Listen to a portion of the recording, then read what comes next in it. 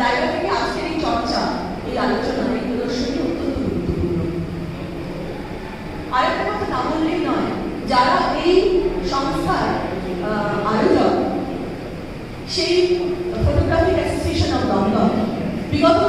বছর ধরে দমদমের একটি বিশেষ অঞ্চলে বেশ কিছু মানুষ তারা এগিয়ে এসেছিলেন কোনো একটা দায়বদ্ধতা থেকে ফটোগ্রাফির এই তাত্ত্বিক এবং ব্যবহারিক প্রায়োগিক দিকটি ছাত্রদের সামনে নিখরচায় শিক্ষা দানের একটা ব্রত নিয়ে এবং এটা যে কি একটা মহৎ এবং কঠিন কাজ সেটা যারা এই সংস্থার সঙ্গে যুক্ত আমার চোখের সামনে এখন অনেকেই বসে আছে, অনেককে আমরা হারিয়েছি, তারা নিশ্চয়ই সকলেই জানেন। আমি তো কয়েকটা কথা বলছি, তারা জীবন দিয়ে তাদের জীবন যাপন দিয়ে তার প্রমাণ রেখেছে। আমরা আমাদের মধ্যে আজকে পেয়েছি আমাদের এই অনুষ্ঠানের শুভ সূচনা করার জন্য। এই অনুষ্ঠান, এই প্রদর্শনী আজ থেকে শুরু হলো এবং আগামী 20 তারিখ পর্যন্ত এটি চলবে। আজকে শুভ সূচনায় আমরা আমাদের মধ্যে আছেন শ্রী প্রফেসর শ্রী বিশ্বনাথ সেনগুপ্ত মহাশয়, আমাদের ফটোগ্রাফিক অ্যাসোসিয়েশন অফ দমদমের সভাপতি ডক্টর অভয় গাঙ্গুলি মহাশয়। আমাদের মধ্যে আমরা প্রধান অতিথি হিসেবে পেয়েছি শ্রী জগৎ সরকার মহাশয়কে। তিনি অত্যন্ত দক্ষতার সঙ্গে এক সময় আমাদের রাজ্যের অত্যন্ত নামী আইএএস অফিসার ছিলেন এবং সুনামের সঙ্গে কাজ করেছেন। শুধু তাই নয়, ইতিহাস এবং নৃতত্ত্ববিদ্যা সম্পর্কে তার চর্চা, তার সুলেখনী এখনো পর্যন্ত চলমান, সেই খবর আমরা পেয়েছি।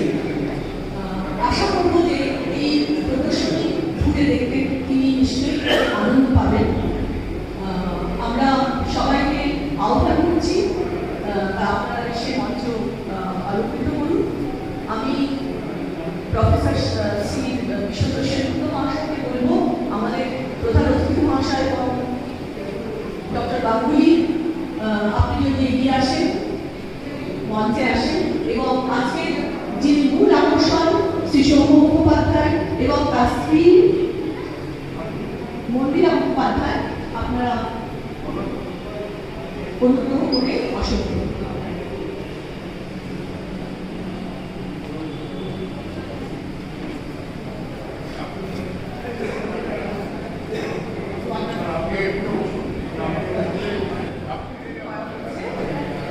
সম্বর্ধনা জানাচ্ছি আমাদের সদস্য অতিথি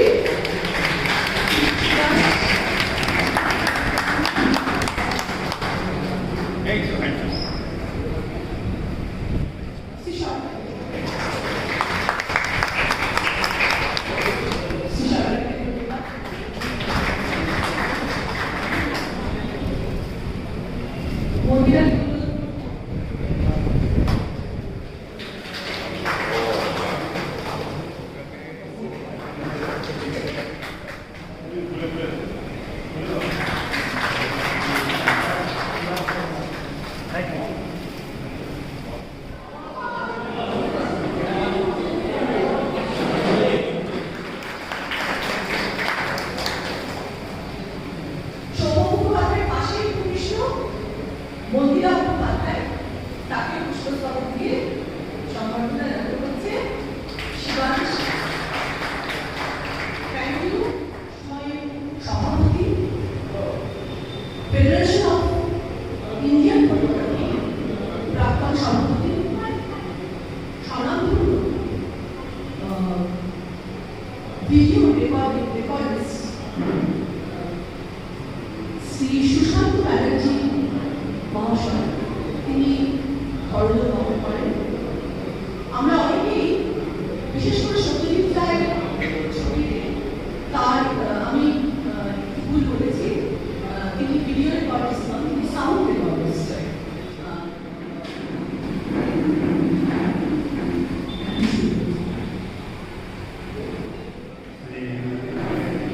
সরকার মহাশয়, মাননীয় শ্রী অসিত কুমার বন্দ্যোপাধ্যায় মহাশয়, মাননীয় প্রফেসর বিশ্বনাথ সেনগুপ্ত, আমার ভাতৃপতি শ্রী সৌম্য মুখোপাধ্যায় এবং তার স্ত্রী, উপস্থিত দুজন বিখ্যাত আলোকচিত্র শিল্পীরা, সকলকে আমি আজকের সৌম্য সৌম্যর এই দ্বিতীয় একক আলোকচিত্র প্রদর্শনীতে স্বাগত জানাচ্ছি। তাদের উপস্থিতি আমাদের এই অনুষ্ঠানকে গৌরবান্বিত করেছে, তার জন্য আমি তাদের কাছে কৃতজ্ঞ। সৌম্য মুখোপাধ্যায়ের এটা দ্বিতীয় একক আলোকচিত্র প্রদর্শনী। একটা কথা আমরা সকলেই জানি যে যে কোনো বস্তুর সঙ্গে আমাদের প্রথম পরিচয় চোখের সঙ্গে। চোখ দিয়ে আমরা দেখি, উপনিষদ বলছে রূপম দৃশ্যম লোচনম দৃক। কিন্তু চোখ দিয়ে তো আমরা সবাই দেখি, কিন্তু একই জিনিসকে কি সবাই একভাবে দেখি? একই জিনিস কি সবাইয়ের মনে একই প্রতিক্রিয়া জাগায়? নিশ্চয়ই না। তাহলে একই জিনিসের এত রকম বিভিন্ন প্রকাশ কি করে হতো? সেটা হয় না।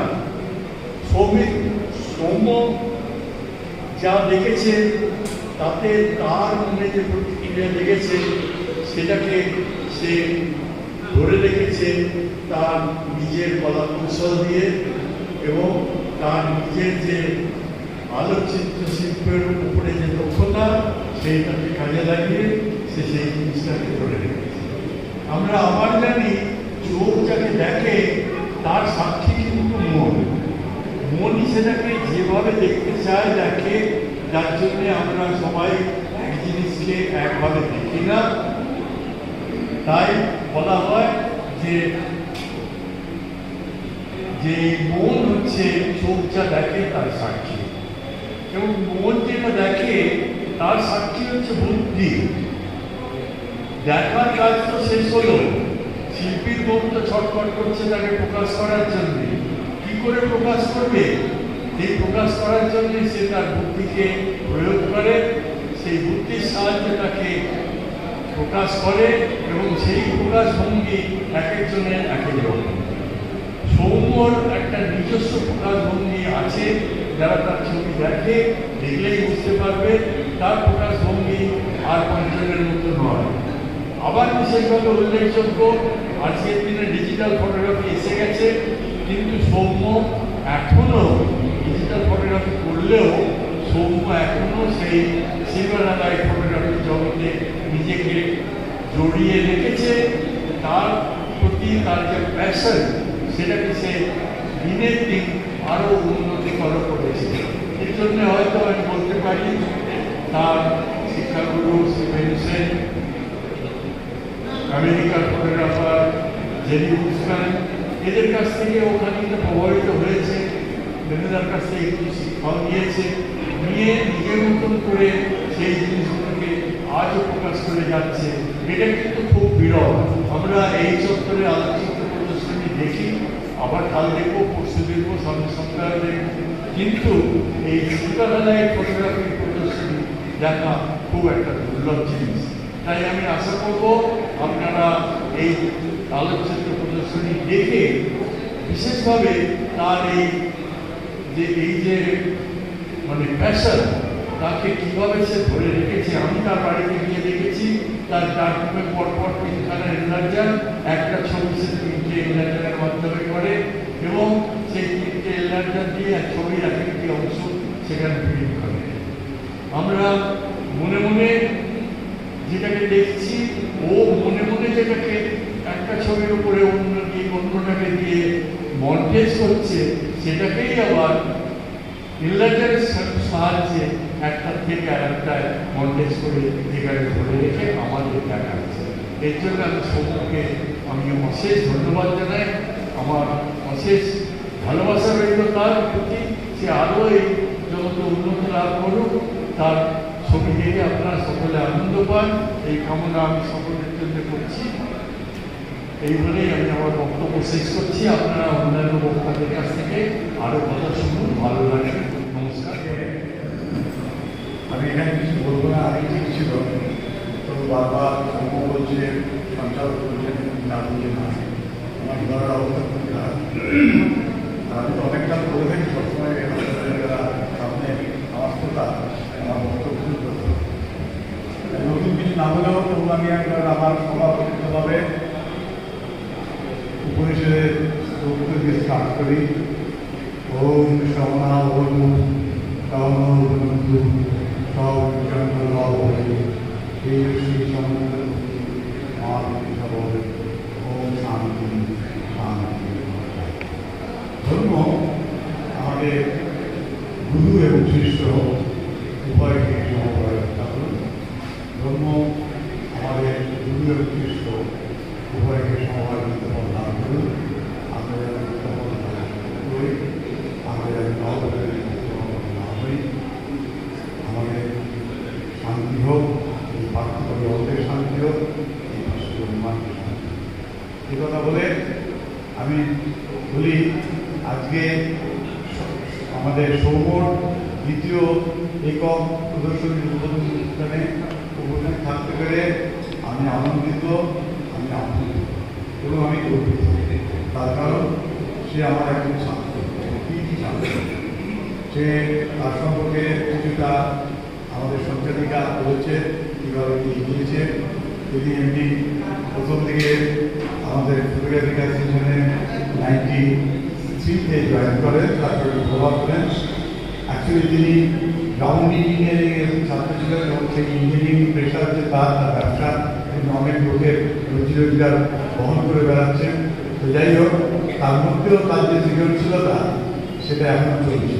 তার সৃজনশীলতা আপনারা জেনেছেন একটু আগে যে তিনি ডিজিটাল ফটোগ্রাফি ব্যবহার করেন না, সবই হচ্ছে অ্যানালগ। তার যে পুরোনো দিনের আমাদের সিনেমার ফটোগ্রাফি সেই ব্যবহার করেই একটু আগে ডক্টর আমাদের বলে শুনলেন 3টে ইনলাইকার দিয়ে কীভাবে কম্বিনেশন প্রিন্টিং করে, যে ইনস্ট্যান্ট তাদের মিশন বা ব্যানার্জি বা আমাদের সংস্কৃতি কীভাবে ফটোগ্রাফিকে সেটা নিয়ে যাচ্ছে। আসল হচ্ছে গিয়ে মন, আসল হচ্ছে গিয়ে ক্রিয়েটিভিটি। হ্যাঁ, ছবি এখন সবাই করতে পারে, ছবি তোলার কোনো ব্যাপার না, ফটোগ্রাফি কোনো ব্যাপার না। 3 বছর থেকে 97 বছরের বয়স্ক লোকদের পক্ষে এখন যে ডিজিটাল টেকনোলজি আছে, ক্লিক করলেই ভালো ছবি হয়। ইভেন শোনা যাচ্ছে আউট অফ ফোকাস তো এখন ফোকাস করে দিচ্ছে, আনসার ছবি তো শার্প করে দিচ্ছে, হতে হতে ব্যাপার না। আসল হচ্ছে যারা স্রষ্টা, তারা তাদের মনের মাধ্যমে দিয়ে কীভাবে নতুন নতুন জিনিস সৃষ্টি করবে সেটি একটা ভালো। যাই হোক, সেদিক থেকে আমি বলবো সৌম্য হচ্ছে একজন সাফল্যবান শিল্পী। তার আরও আমি ভালো এক্সিবিশন আবার বছর পরে ছোটো প্রদর্শনী এবং সিলভার করুন। তার ডিজিটাল প্রয়োগ করার দরকার নেই। এই দিকটাই তিনি যেরকমভাবে নিয়ে যাচ্ছে সেরকমভাবে নিয়ে যান এবং অন্যান্যদেরও সহায়তা করুন, এই জিনিস কামনা করবো অ্যাজ এ টিচার অফিস। যাই হোক, তার শুভ কামনা করে আজকের এই অনুষ্ঠানে সাফল্য কামনা করে আমি আপনারা যারা আমার কথা শুনলেন তাদের সকলকে আমার ধন্যবাদ জানাই। আপনাদের সকলের ভালো হোক, বলি সার্ভিস সার্ভিস সার্ভিস রামি কৃষ্ণ মা কৃষ্ণ এই কথা বলে সবাইকে আমার নমস্কার জানাচ্ছি। ধন্যবাদ। এবার যার প্রদর্শনীতে আমরা উদ্বোধন অনুষ্ঠানে আমরা সবাই সমবেত হয়েছি, যার সৃষ্ট আলোকচিত্রগুলো দেওয়ালে আনন্দিত, সেগুলো থেকে তাকিয়ে আমাদের সবার, যারা আমরা একটা নির্দিষ্ট বয়সে এসে পৌঁছেছি, যাদের পশ্চিমে ফেলে পড়েছি, তাদের কাছে কিন্তু সাদা কালোর একটা আবেদন অন্যরকম। সেই সময়টা, যে সময়টা আমাদের কাছে, যে সময়টাকে আমরা ফেলে এসেছি সবসময় চিন্তিত সরকারি সুখে, সেই জন্য সবসময় মনে হয় সেই সময়টাই ছিল ভালো। পুরনো কলকাতা, পুরনো সময়, পুরনো ছবি, পুরনো সিনেমা, সেই সময়টাকে ফিরিয়ে নিয়ে যাচ্ছে যখনই তাকাচ্ছি। তো সেই স্রষ্টা তিনি শ্রী সৌম্য মুখোপাধ্যায়, তিনি তার ছবি সম্পর্কে, এই প্রদর্শনী সম্পর্কে কিছু কথা বলবেন। নমস্কার, শুভ সন্ধ্যা। প্রথমেই আপনারা সকলে এসেছেন, এই জন্য আমি আপনাদের প্রতি কৃতজ্ঞতা ব্যক্ত করছি। স্যার এসছেন, জাস্টিস ব্যানার্জি এসছেন, এর প্রতি আমি শ্রদ্ধা কৃতজ্ঞতা জানাচ্ছি। লবাইরা রয়েছে, দুজনেই আমার মাস্টার হচ্ছে, আমি তাকে প্রণাম জানাচ্ছি। আমি যতটুকু ফটোগ্রাফি শিখেছি সেটা পিএইচডি শিখেছি এবং পিএইচডির জন্যই শিখেছি।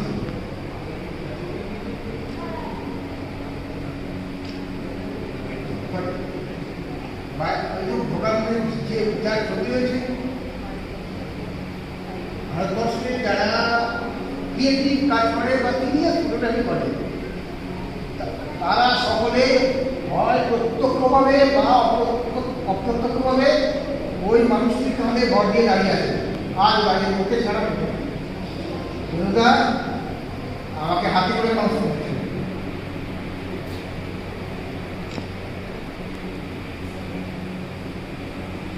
কালকে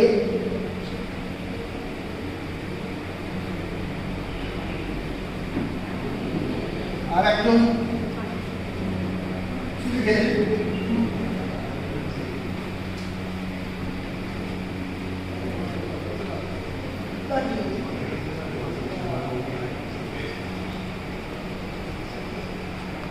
এই আমার এই অবায়দা মাস্টার সবাই সুধা প্রার্থনা পার্থ সরকার এরা সবাই আমাকে যা শিখিয়েছে সেইটা যা করেছি আর আমার বন্ধু আমাকে যখন নিয়ে হলো কে ওপেন করবে ঠিক করো আমাদের বাসায় কোন আন্দোলন ভালো ওপেনার দরকার। আমার মাথায় একটা নাম ছিল, একটাই নাম ছিল, সে নামের কাছে পৌঁছবার রাস্তা নেই।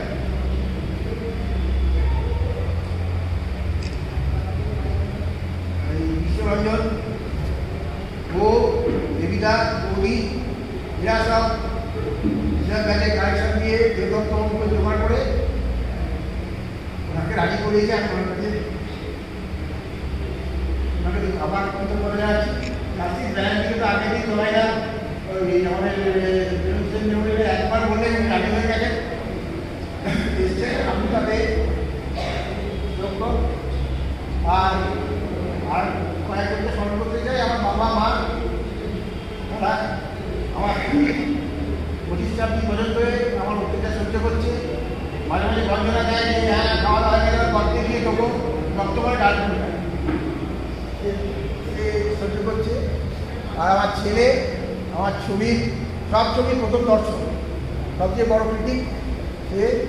এরা সবাই মিলে আমার কাছে এত কথা বলার একটাই উদ্দেশ্য যে এফার্টটা একা নয়, এর সকলেই ইনপুট আছে, সকলে আমার মাস্টার সবচেয়ে বেশি হ্যাঁ ক্রিয়েটিভ হিসাবে ছেলেরা আমাকে সিনিয়ররা আমার সিনিয়র আমার সাথে আউটে গেছে, জুনিয়র আমার সাথে ছুটি করতে গেছে, কত মানে একা হয়। আপনার সবাইকে আমার নমস্কার জানাচ্ছি, ধন্যবাদ।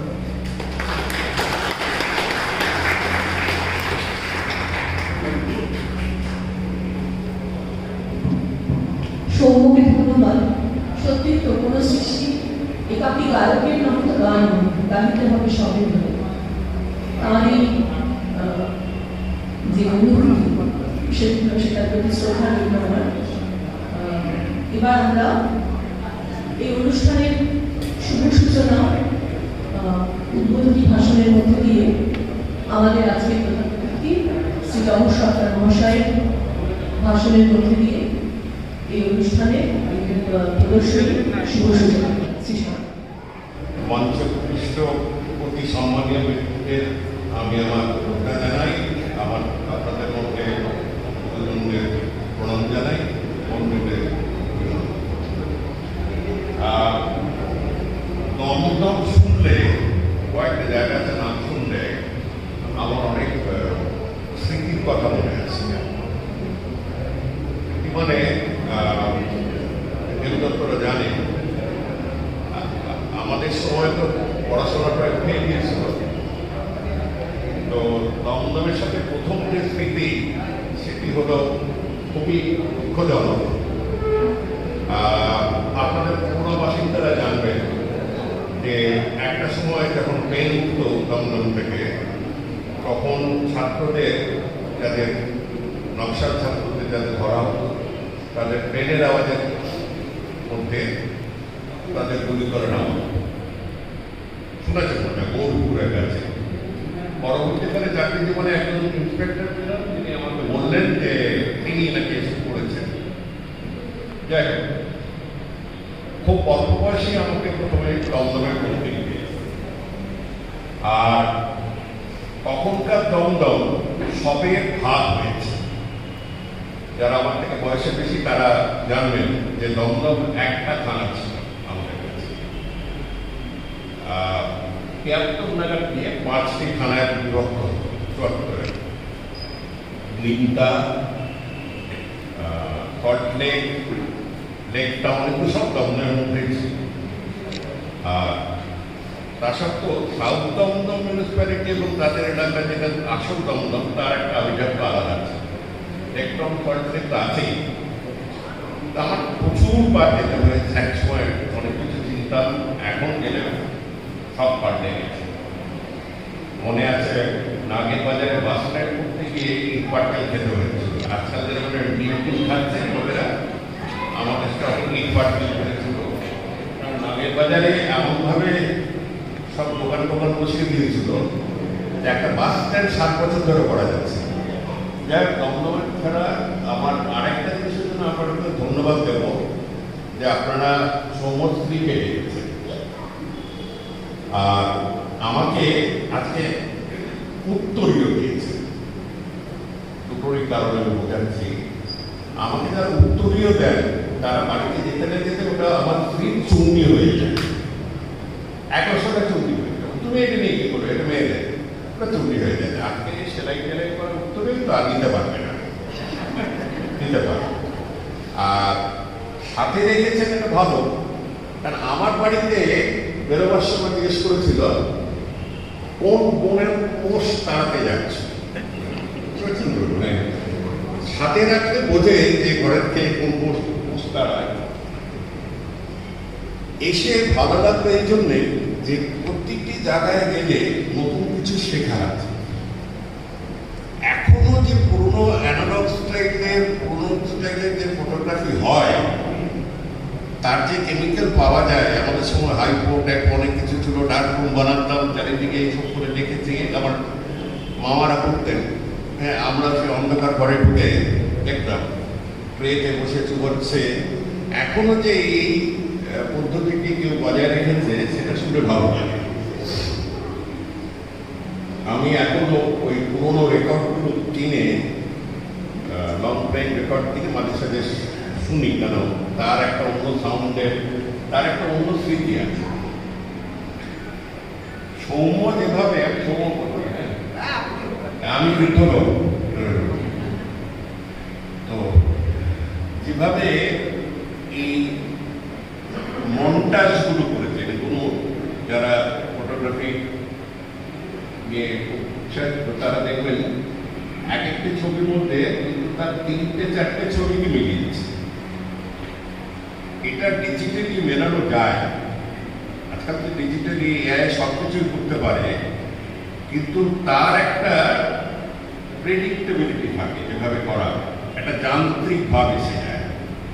আর এখানে যেভাবে করেছেন সেটা হচ্ছে যে কিছুখানি আন্দাজে, কিছুখানি নিজের ভাব প্রকাশ করতে গিয়ে দুদিন থেকে একসাথে এনে যখন তুলে বার করেছেন তখন বুঝতে পেরেছেন প্রোডাক্টটি কি দাঁড়িয়েছে।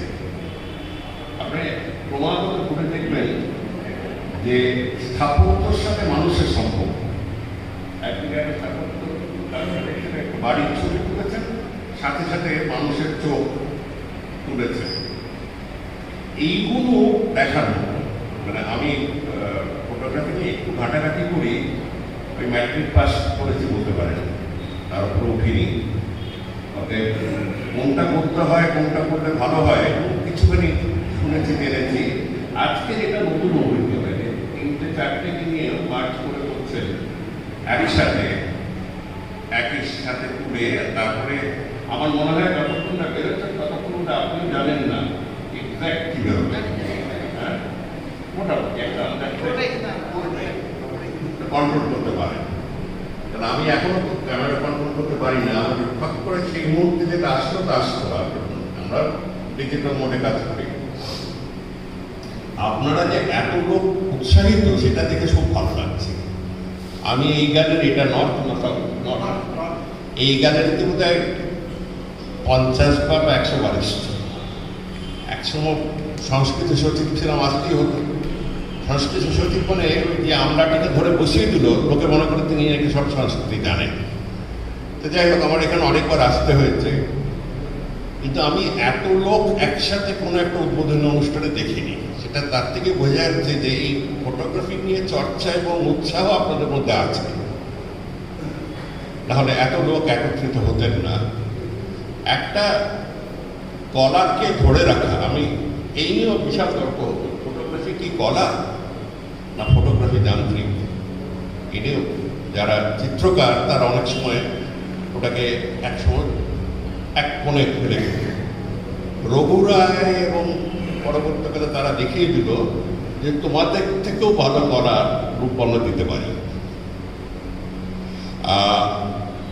অতএব এখনো যারা এই নিয়ে চর্চা করছেন, এই নিয়ে এক্সপেরিমেন্ট করছেন, এই নিয়ে জিনিসটা তারা তাদের মতন অভিব্যক্তির একটা রূপ দেখাচ্ছেন তাদের ভেতরকারই, তাদেরকে আমাদের সমর্থন জানানো উচিত এবং তাদেরকে আমাদের সম্মান জানানো উচিত। কারণ আমি তো পারব না, আমি ওই যা পারি ওই অব্দি পারি। এইটাতে ক্যাপচার একটা লিমিটেড ক্যাপচার উপর চালাই, সেটাকে দিয়ে সমাজ মাধ্যমে ছেড়ে দিল, তারপর বাবা বাবা ওই করেই, মানে বেশি বাবা করলে তার কোনো এগোয় না কারোর কাজ। আপনি যে চালিয়ে যেতে পেরেছেন না, সবচেয়ে আমার অবাক লাগে কিনা আমরা জানতাম না। তাই এখানে এসে শুনলাম যে এগুলো সেক্রেটারিকে সব পাওয়া যায়। হ্যাঁ, যেরকম আমি যে একবার এই কদিন আগে চিতপুরে ওই একটু বদনামের জায়গা থেকে একটু এগিয়ে দাঁড়িয়ে আগেকার বটতলা বলতো যেটা, সেখানকার কিছু পুরনো যাত্রা নিয়ে এসছে। ধুলো ঝেড়ে বিক্রি হচ্ছে না, ভদ্রলোক খুব খুশি হয়ে আমার যাত্রার বইগুলো দিয়ে দিলেন। তখনকার দিনে যাত্রা ছিল না, সাজানো বাগান শুকিয়ে গেল, মানে মা মাটি মানুষের আগে সেই যাত্রাগুলো হতো। তাই সেই সাজানো বাগান শুকিয়ে গেল, সিঁদুর দিও না মুছে, ইত্যাদি ইত্যাদি ওই যাত্রার পুরোগুলোকে নিয়ে এসছি সস্তার কাগজে। এগুলো পরে একটা যুগ, একটা ভাব প্রকাশ, একটা আনন্দ পাওয়া যায়। হ্যাঁ হ্যাঁ, বাবা।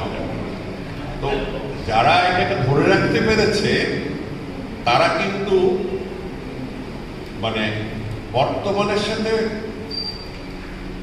আমাদের ইতিহাসের একটা সংযোগ সৃষ্টি করেছেন।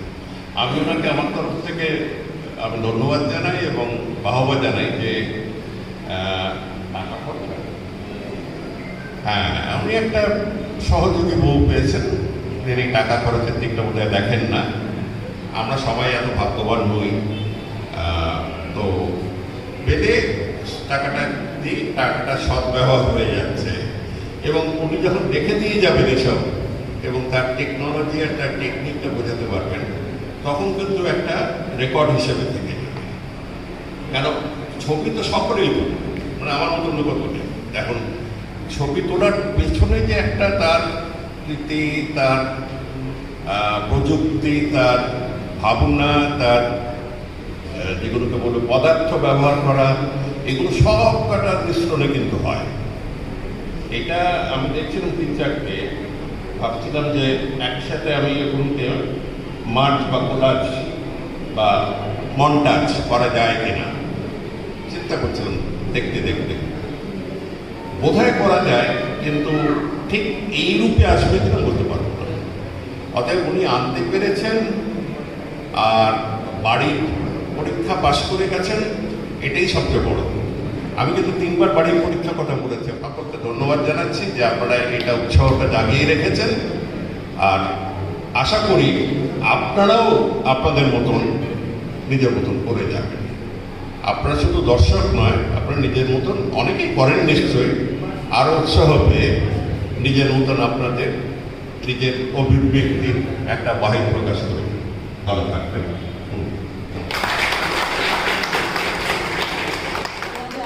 যে আলোকচিত্রগুলো তাদের সম্পর্কে লেখা।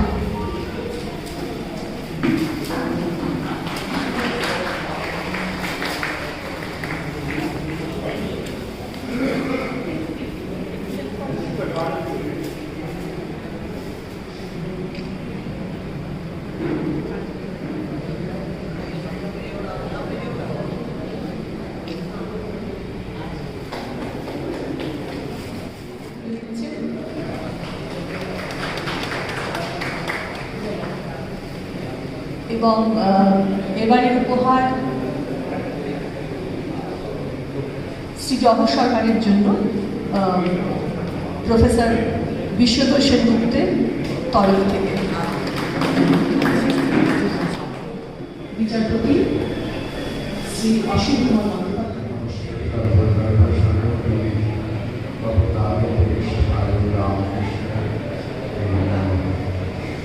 শুভ সন্ধ্যা।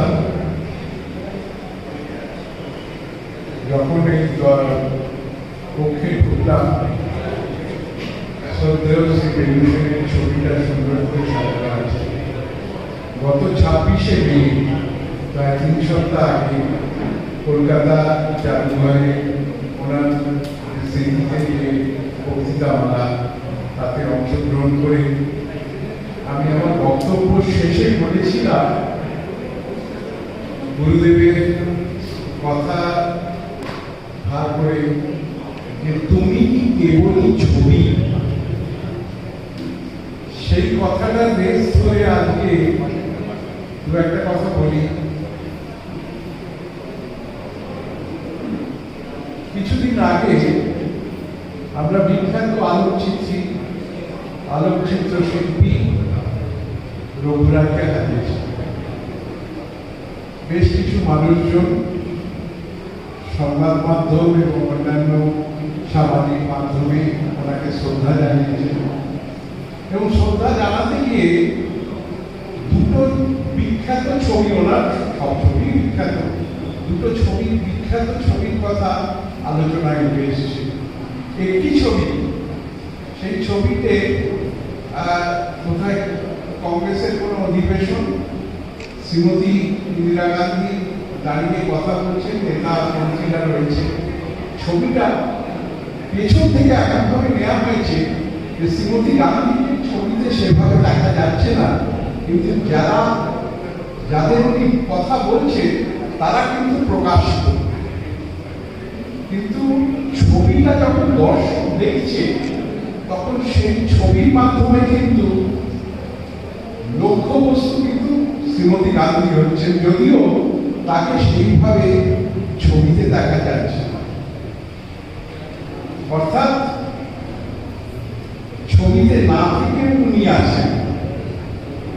তার ঠিক বিপরীত ধর্মী আরেকটি ছবি, গঙ্গাবক্ষে রবিশঙ্কর সেতার বাজাচ্ছেন বজরার উপর। ছবিতে গঙ্গা বইছে, চারিদিকে নমন দিচ্ছে।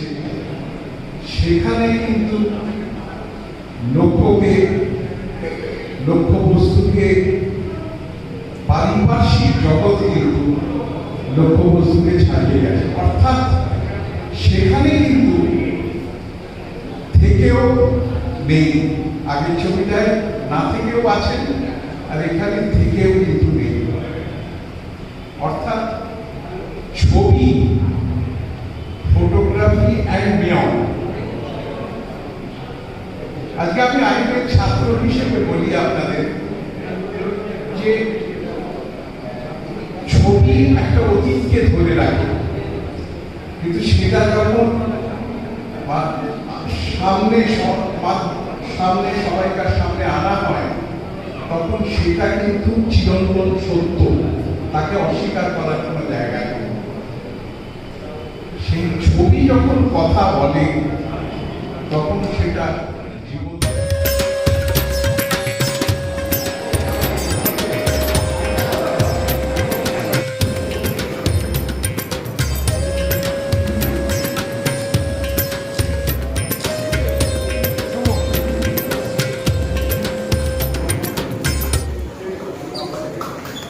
আমাদের প্রদর্শনী সূচনা হলো আগামী 20 তারিখ পর্যন্ত এই প্রদর্শনী সাধারণের জন্য খোলা থাকবে।